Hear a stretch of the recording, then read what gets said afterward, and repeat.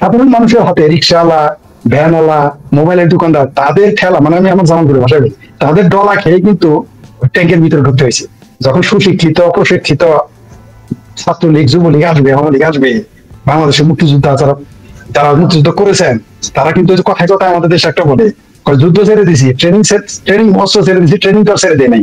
এই কথাগুলো যদি কলিমুল্লাহ স্যারের মতো বয়স্করা যদি নেমে পড়ে, তখন কিন্তু তাদের পিছনে নাতি, পতি, ভাতিজা, নাতির জামাই সহ মাঠে নামবে। পেছনে সাগর, সামনে রড্রিকের লক্ষাধিক সৈন্যের বাহিনী। তোমাকে জিততে হবে, রড্রিককে পরাজিত করতে হবে, অন্য কোনো অপশন নেই। তো সেরকম একটা স্পিরিটে তো তারা আছে যারা ক্ষমতা হারিয়েছে। তো ফলে তখন কিন্তু আপনার পালাবার পথ পাওয়া যাবে। গণেশ তখন ঠিকই উল্টে যেতে পারে। আপনি দেখলেন এই যে দুই গ্রুপ যে মারামারি লাগলো, ও বলে আমি তোর চিনি না, ও বলে তোরে আমি চিনি না, অথচ দুইজনে মিলে কিন্তু 32 নম্বরে ইট ভাঙছে। এবং কেউ কেউ তো বলছে যে এটার মধ্যে ফেরেস্তা দেখছে।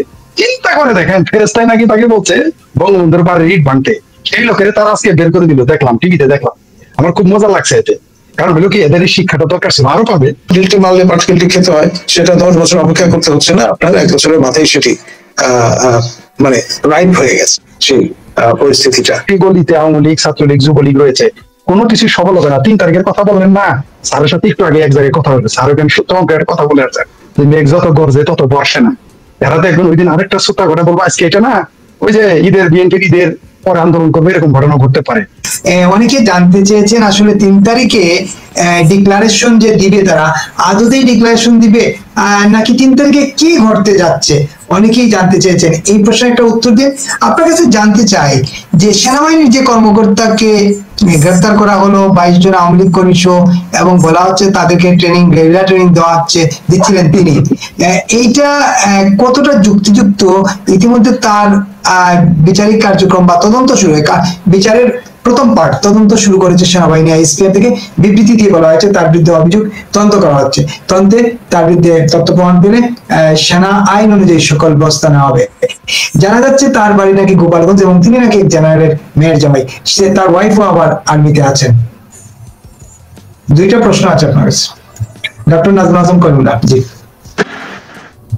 ধন্যবাদ। এখন আমি একটা তাত্ত্বিক বিশ্লেষণ হাজির করেছি আগেই, যে ঢিলটি মারলে পাটকেলটি খেতে হয় বা হবে, এটা প্রকৃতির নিয়ম।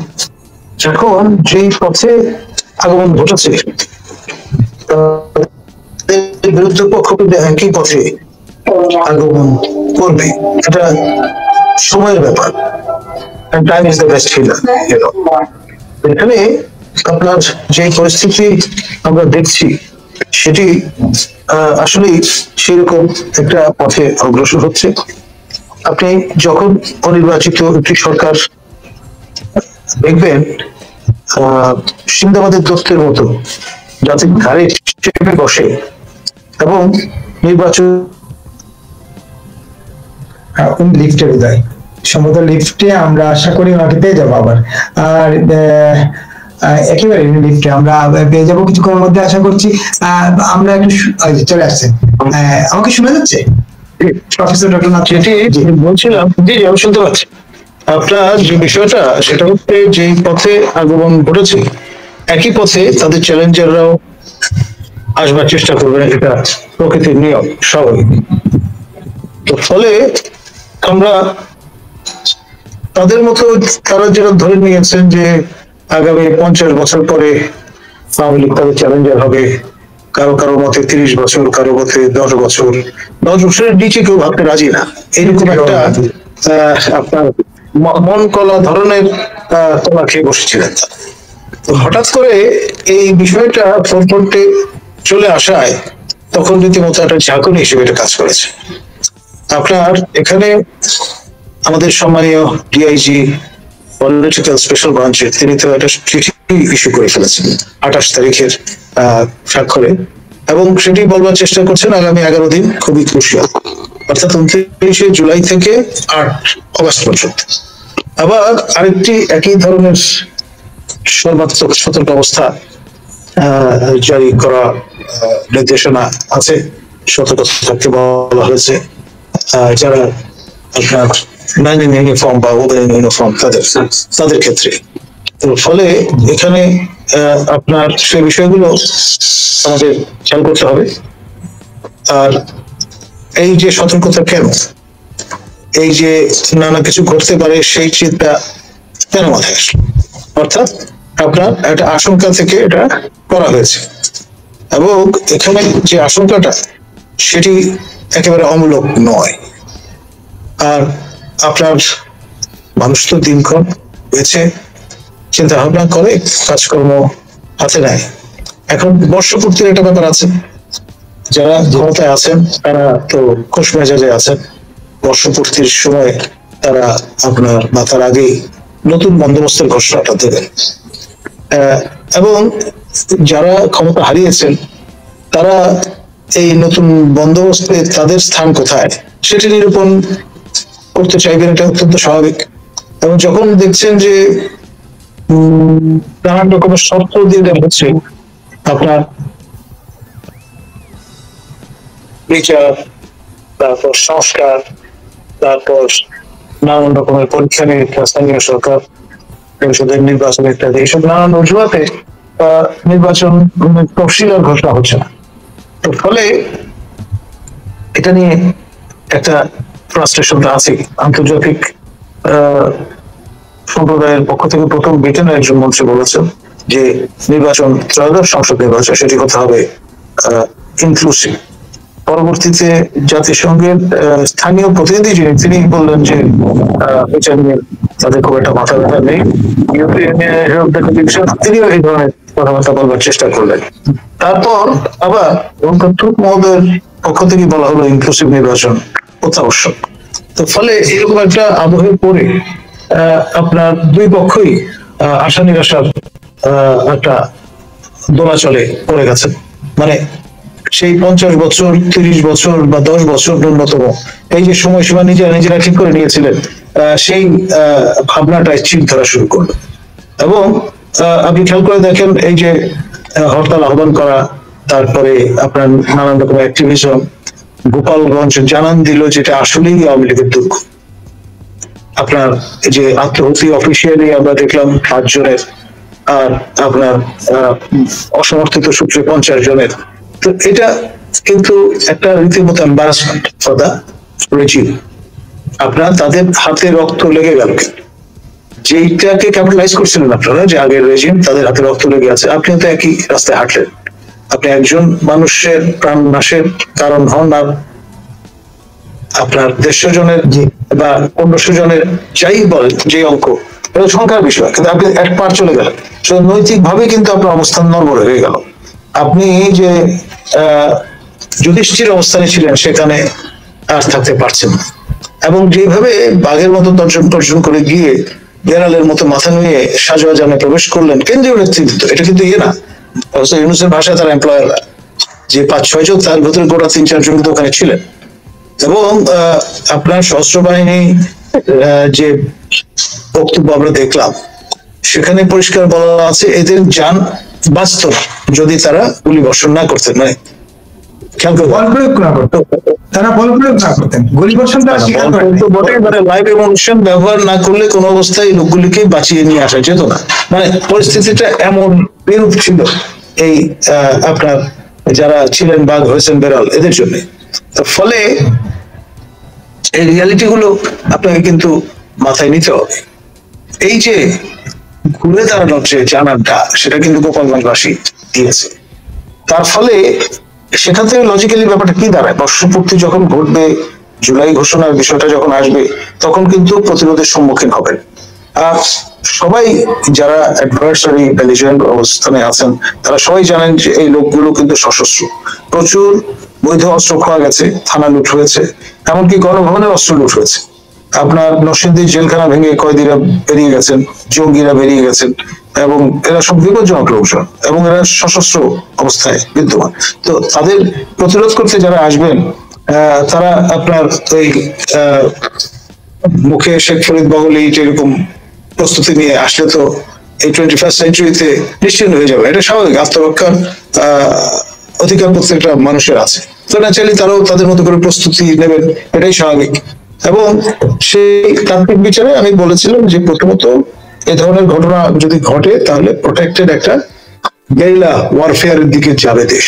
আর সেটার নৈতিক ভিত্তি কিন্তু আমাদের মাননীয় উপদেষ্টা, সেই মাস্টার মাইন্ড, বর্তমানে তথ্য মন্ত্রণালয়ের দায়িত্বে আছেন মাহফুজ আলম, নিজে তার ভেরিফাইড জানান দিয়েছেন যে সামনে একটা গৃহযুদ্ধ উত্তাসন। পরে সমালোচনার মুখে টেকনিক্যালি তিনি সেটা সরিয়ে নিয়েছেন, কিন্তু তার কিন্তু নৈতিক অবস্থান আছে। তিনি আপনার যেটা আশঙ্কা করছেন সেরকম একটা পরিস্থিতিতে একটা পক্ষ তো তিনি বেছে নেবেন, ন্যাচারালি যে বিপ্লবের দাবিদার তারা, তার পক্ষেই তারা থাকবেন, স্বাভাবিক। তো ফলে ওই যে বললাম ডিলটি মারলে পাটকেলটি খেতে হয়, সেটা 10 বছর অপেক্ষা করতে হচ্ছে না, আপনার 1 বছরের মাথায় সেটি মানে রাইট হয়ে গেছে সেই পরিস্থিতিটা। এবং যদি আপনার এখন আমরা এটা ইগনোর করবার চেষ্টা করি, তাহলে আই এম ওয়ার্নিং ইউ, আমরা কিন্তু একটা প্রোটেক্টেড ক্যারিয়ার ওয়ারফেয়ার ফেজে ঢুকে পড়বো, হিট অ্যান্ড রান। এখন বাংলায় আমাদের গোপালগঞ্জ কেন বাংলাদেশের সর্বত্র গ্রামাঞ্চলে যে প্রবাদটি আছে সেটি হচ্ছে পচা শামুকে পা কাটে। আপনি আন্ডার এস্টিমেট করছেন আওয়ামী লীগকে, তাদের অঙ্গ সংগঠনের নেতা কর্মীদের, ফলে এই যে প্রায় মানে শামুকের মতো পা যে কাটবে এবং সেটা কিন্তু গ্যাংগ্রিনে রূপান্তরিত হতে পারে। সুতরাং আন্ডার এস্টিমেট করার দিক কিন্তু শেষ। ধন্যবাদ। একেবারে তাহলে কি দাঁড়ালো এই সেনা কর্মকর্তার কথা এবং সেনাবাহিনী গতকালকে যে বিবৃতি দিয়েছিল, প্রেস কনফারেন্স করেছিল, বিবৃতিটি না প্রেস কনফারেন্স, সেই সংবাদ সম্মেলনে কিন্তু সেনাবাহিনী কর্নেল শফিকুল ইসলাম বলেছেন কেবল মানে ওই অংশটা আমি পড়ি, আমি জরুরি যেটা পড়তে চাচ্ছি আর কি, একটা 1 সেকেন্ড সময় দেন। আমরা সবাই একটা বিপজ্জনক অবস্থা পার করছি, তিনি বর্তমান প্রেক্ষিত নিয়ে বলছিলেন, বর্তমান সময় নিয়ে আমরা সবাই একটা বিপজ্জনক অবস্থা পার করছি। এই অবস্থা থেকে উত্তরণের জন্য সম্মিলিত সহযোগিতা দরকার। একই দিনে নানাজন নানা কথা বলেছেন, সরকারের প্রেসিডেন্ট প্রধান বলেছেন যে সামনের 5-6টা দিন আমরা আসলে কোন দিকে যাচ্ছি বলা মুশকিল, 5-6 দিন অতিবাহিত হলে বোঝা যাবে। তারপরে সরকারের আরেক উপদেষ্টা তো অনেকেই কথা বলছেন, কেন তো মানে সেনাবাহিনীর তরফ থেকে বলা হলো খুব বিপজ্জনক সময় আমরা পার করছি। এইটাকে কিভাবে ব্যাখ্যা দিবেন? আসলে কি আমরা কঠিন সময় পার করছি? একজন জানতে চেয়েছেন এই সময়ের মধ্যে কি গণেশ উল্টে যাবে কিনা, কোন গণেশ, কিসের গণেশ বুঝতে পারছি না। দেখুন ডক্টর নাজমুল, আপনার পক্ষ বিপক্ষ আছে এখানে পরিষ্কার, এবং 2 পক্ষই কিন্তু প্রস্তুত, এতে কোনো সন্দেহ নেই। এবং বয়োজ্যেষ্ঠ যারা মুক্তিযুদ্ধে অংশগ্রহণ করেছিলেন তারাও কিন্তু বসে নেই, তারা অ্যাসার্ট করবার চেষ্টা করবেন যখনই দেখা যাবে যে আপনি খোলটি নিচে পাল্টে ফেলছেন এই মুক্তিযুদ্ধের ফসল আপনার সংবিধান ও তার 4 মূলনীতিকে। তখন তারা যদি ধরেন স্টেটমেন্ট দিয়ে বসেন, প্রেস কনফারেন্স করে বসে, এবং তাদের উপর যদি হামলা হয়, তখন আপনার কি দাঁড়াবে? যৌথ ভাবে, যেমন আমাদের প্রফেসর ইউনূস নোবেল পুরস্কার পেয়েছেন যৌথভাবে, তিনি এবং গ্রামীণ ব্যাংক বা গ্রামীণ ব্যাংকের নারীরা, ঠিক তেমনি ভাবে শুনতে যে এরকম ভাবেই যে কেউ ব্যাখ্যা করেন না কেন, মুক্তিযুদ্ধের কিন্তু 2টি শরিকানা আছে এখানে, মুক্তিবাহিনী এবং মিত্র বাহিনী। এখন মিত্র বাহিনী সেই ঐতিহ্যের অংশ ধরে যদি আপনার রণহুঙ্কার দেয়, তখন সেটা লেজিটিমেসি নিয়ে প্রশ্ন তুলে তো খুব একটা লাভ হবে না, সময় তো পাওয়া যাবে না বেশি। আজকাল যুদ্ধ হয় কিন্তু নানো সেকেন্ড লেটার স্টাইলে। আমরা তো সম্প্রতি 2টি যুদ্ধ প্রত্যক্ষ করলাম, আর ভারত যুদ্ধ এবং ইরান ইসরায়েল মার্কিন যুদ্ধ, মানে অত্যাধুনিক সব অস্ত্র ব্যবহৃত হয়েছে। এবং তার যা কিছু ধরুন, একটা যুদ্ধ 4 দিনের, একটা যুদ্ধ 12 দিনের। আমাদের তো 111টা পয়েন্ট আছে সামরিক কৌশলগত দিক থেকে, আমাদের সবসময় প্রস্তুত থাকতে হয় যে ইটস এ পোরাস বর্ডার। আমাদের এমন মানচিত্র তৈরি করে দিয়ে গেছেন আমাদের, যেখানে এটাকে ন্যাচারাল বাউন্ডারি বলা যাবে, তার উপর আবার আছে কাঁটাতারের বেড়া এবং ওয়াচ টাওয়ার। আর এই দেশের প্রত্যেকটা ইঞ্চি মাটি কিন্তু মিত্রবাহিনী যখন 71-এর মাশরাকে পাকিস্তান জয় করেছিল, তারা কিন্তু পুরোটা কোথায় কি আছে পরিষ্কার জানে, তাই না? তো সুতরাং আপনি তার সামনে ক্যামোফ্লেজ করবেন কি দিয়ে, কিভাবে? আপনার সেই জন্য আমাদেরকে কিন্তু যথেষ্ট কশাস থাকতে হবে। এমন কোনো আপনার হ্যান্ডেল তুলে দেওয়া যাবে না বা অজুহাত হাজির করা যাবে না যেটা আমাদের জন্য কাল হয়ে দাঁড়ায়। ধন্যবাদ। একেবারে একটা শেষ প্রশ্ন আপনাকে করি, আমাদের সময় কম, আরো দুজন অতিথির কথা শুনবো। একজন দর্শক জানতে চেয়েছেন যে খবর মানে ঢাকার আকাশে বা দেশের আকাশে নানা গুজব এখন রটছে, ঢাকাতে তো আছি, আগামী 3 তারিখ খবর পেলাম 3 তারিখ এনসিপি জামাতকে নিয়ে বিপ্লবী সরকার ঘোষণা করবে, এরপর বঙ্গবন্ধুর দিকে হাত বাড়াবে, এই প্ল্যানিং নাকি ইউনূস সরকার থেকেই দেওয়া হয়েছে। বিষয়টি নিয়ে আপনার বক্তব্যটা একটু শুনতে চাচ্ছি, ডক্টর নাজমুল হাসান কলিমুল্লাহ। একজন দর্শক জানতে চেয়েছেন আপনার। দেখুন, আপনার আমি তো বললাম সম্ভাব্য কি হতে পারে। একটা হতে পারে যে তারা আবার 3রা সেপ্টেম্বরে চলে যেতে পারেন, এক মানে প্রমাদ আশঙ্কা করে, আর না হলে এইরকম বিপুল বিক্রমে ছেড়ে আসবার চেষ্টা করতে হবে, যে স্টাইলটা আমাদের হাসনাত আব্দুল্লাহ মহোদয় প্রদর্শন করেন অনেক সময়, তার বক্তৃতা, কথাবার্তা, আচার আচরণ সর্বত্র। এখন ধরুন, যখন দলে বলে আপনি থাকেন, আপনার জজবা হয় একরকম, যখন একা থাকেন তখন জজবা হয় আরেক রকম। আর গোপালগঞ্জের মতো মাইন্ডফ্রেন্ডে পড়ে গেলে তখন আপনার বাঘ থেকে বিড়ালে পরিণত হন, মানে শের থেকে আপনি হয়ে যান মার্চেন্ট থেকে দিল্লি। ফলে এই যে মার্জিয়া সাইকোলজি, আপনি বাঘের মাসি হতে পারেন কিন্তু বাঘ তো নয়, সবাই জানে, তনুপুকুর পার্থক্য আছে। তো সেই জন্য বিষয়টা অনেকাংশে নির্ভর করবে যে পক্ষে বিপক্ষে কার কি অবস্থান, কার অস্ত্র কত উন্নত এবং কার গোলা বারুদের পরিমাণ কত বেশি। কারণ খেয়াল করে দেখেন, একটা পর্যায়ে এই যাদের ছত্রছায়া আছেন বলে ভাবছেন আপনি, তারা কিন্তু আস্তে নিউট্রাল হয়ে যাবে।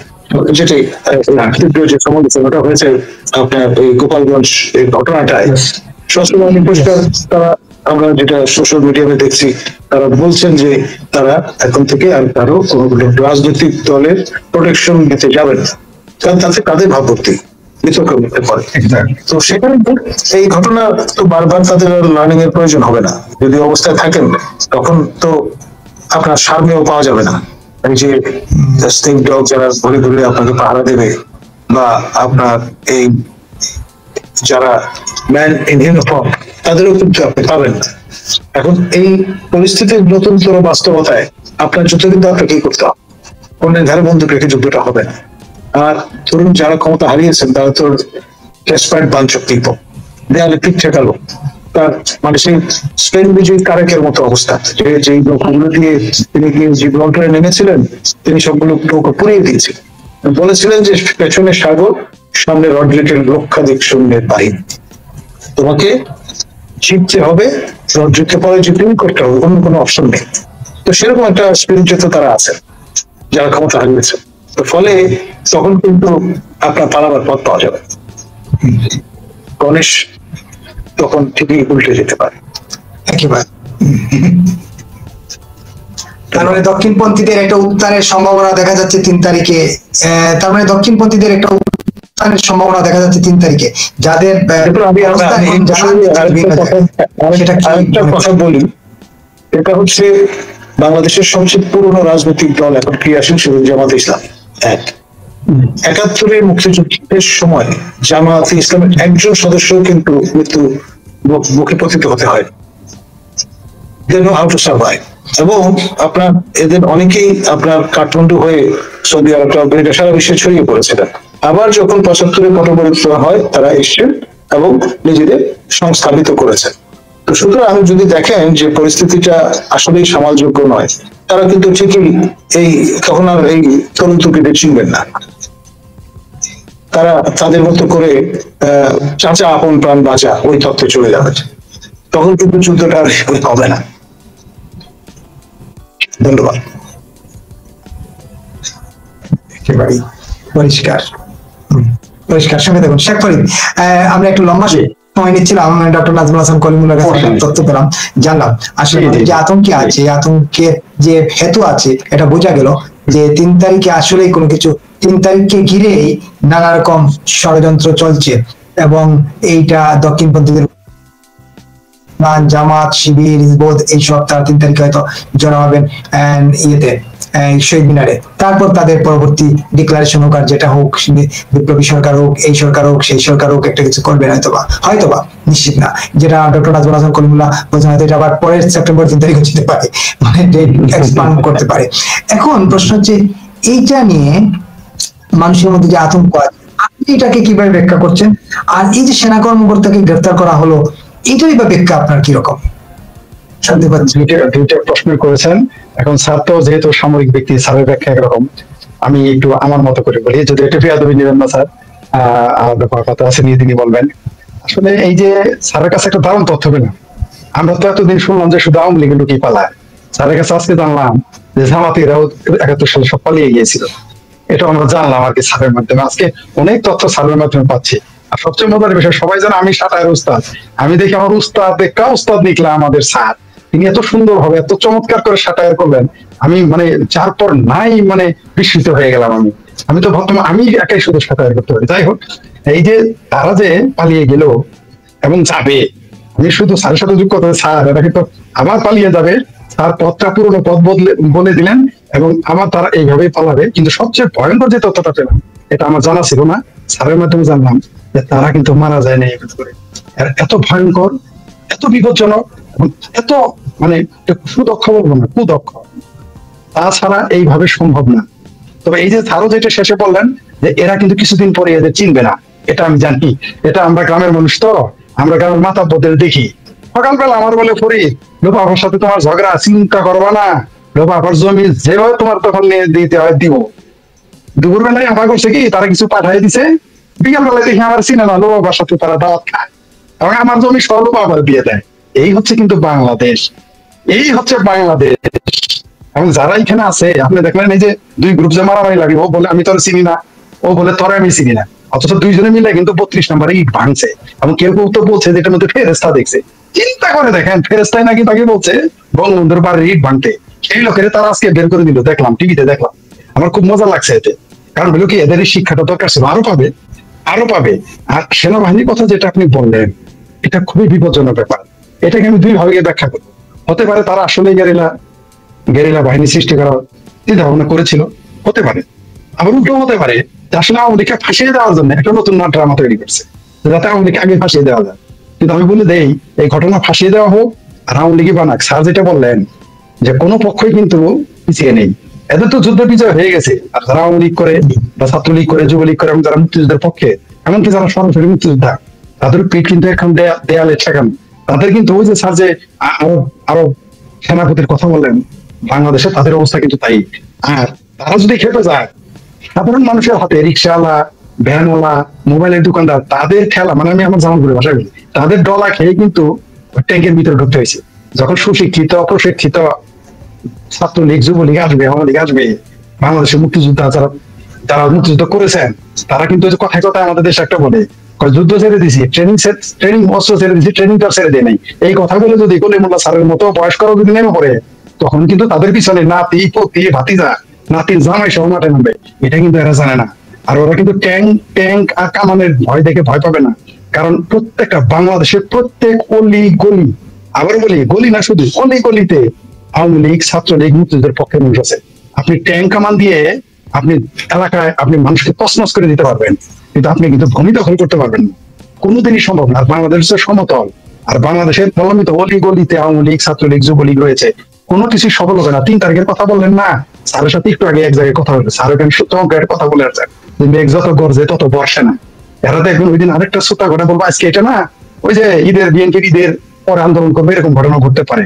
আর যদি তারা মনে করে যে এই হিজবুত তাহরীর জামাত, হেফাজত এবং জামাতের C team, D team, NCP, আরো যারা যারা আছে, ইনকিলাব মঞ্চ, এই মঞ্চ, সেই মঞ্চ ইত্যাদিতে, আমি তো এগুলো এক, এগুলো তো আসলে এক। এগুলো ভাগ হয়ে যায়, মাছের ভাগা যায় না, সেলা মাছ 20 টাকা, 20 টাকা, 20 টাকা, 10 টাকা, 50 টাকা, 100 টাকা, সবই সেলা মাছ, 20 টাকা, 10 টাকা, 50 টাকা, বুঝতে পারছেন? তো এই সেলা মাছ যারা আছে এক হবে। বাংলাদেশের জনগণ এত বোকা না, বাংলাদেশ খুবই সরল। স্যারকে যেমন সম্মান করবে, আপাকে যেমন সম্মান করবে, একটা জান দিয়ে দিবে, জুতা মুছে দিবে। যদি একবার বুঝে যে কলিমুল্লাহ স্যার আমাকে ঠকাইছে, লোপা আমাকে ঠকাইছে, তখন কিন্তু ঝাড়টা, তারপরে সিগারেট, ডাল, এগুলি নিয়ে মাঠে যখন নামবে না, ট্যাঙ্ক আমার কিছুই গোলাবে না, কোনো কিছুই সম্ভব না ভাই। যদি ট্যাঙ্ক আমাদের দেশ দখল করা যাইতো, তাহলে পৃথিবীতে শুধুমাত্র আমেরিকা, রাশিয়াই থাকতো, আর কোনো দেশই থাকতো না। কারণ মাশাআল্লাহ তাদের কাছে যত ট্যাঙ্ক কামান আছে, সারা দুনিয়ায় আরো 10-12 করে যদি জন্ম নেয়, তারপরে এত পারমাণবিক বোমা, সম্পদ অর্থাৎ কারো কাছে আসবে না। সম্পদ অর্থাৎ ষড়যন্ত্র করে আপনি আসতে পারবেন, যেমন বাংলাদেশে এসেছে, ষড়যন্ত্র করে আপনি এসেছেন। এই ষড়যন্ত্র এখন জনগণ ধরে ফেলেছে। তাই আমি মনে করি যে বাংলাদেশের নতুন কোন ষড়যন্ত্র এই দেশে জনগণ মানবে না। আর ওই যে যেটা আমি আগে পুরো বারবার বলছি এবং যেটা ইদানিং বিএনপির নেতারা বলে যে কিয়ামত হয়ে গেল বাংলাদেশে ক্ষমতা আসতে হবে না, কারণ জনগণ ওই যে স্যার বললো তারা কিন্তু একাত্তরে পালিয়ে গিয়েছিল, এটা কিন্তু স্যারও আবার আমাদের মনে করাই দিছে, আমিও আবার জনগণকে মনে করাই দিলাম। তো এইটা কেউ ভুলে যায় নাই, এই পলাতক পার্টি আমার পালাবে কিন্তু আমাদের কষ্ট দিয়ে গেল, আমাদের দেশকে পিছিয়ে দিয়ে গেল, অনেক প্রাণহানি ঘটাল। ধন্যবাদ।